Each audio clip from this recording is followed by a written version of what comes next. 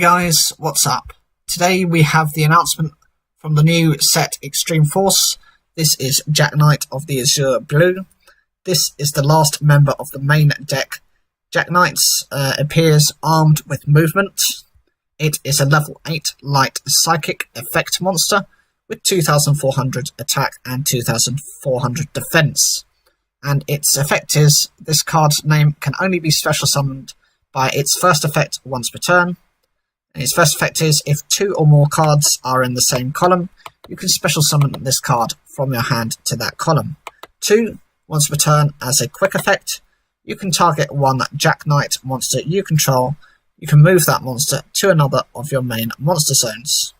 This card is the perfect balance of attack and defense, and this makes sense as it is an integral part of the archetype, as this can enable your Jack Knight monsters to use their effects multiple times.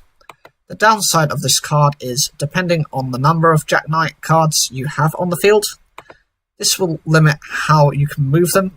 For example, if you have 3 Jack Knights on the field in the furthest left, middle and furthest right zones, and your opponent has a back row on in the middle zone, and the Jack Knight you have either in the furthest left or right column is Jack Knight of the yellow blue, you would be unable to move it to the middle zone as it is already occupied. Instead, you would have to use this effect twice, so waste the ability twice, so once on your turn and once on your opponent's, to get yellow bloom in place to remove their back row.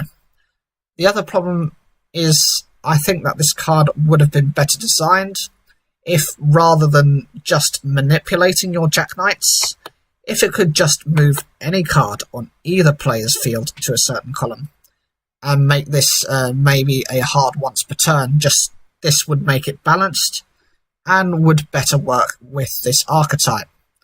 As it stands at the moment, you will have to be very conservative with the number of monsters summoned and plan accordingly, unless of course you have you can get game from those attacks. I still think they need to make a continuous spell card to alter zones, otherwise this archetype might just be forgotten. And I would hate that.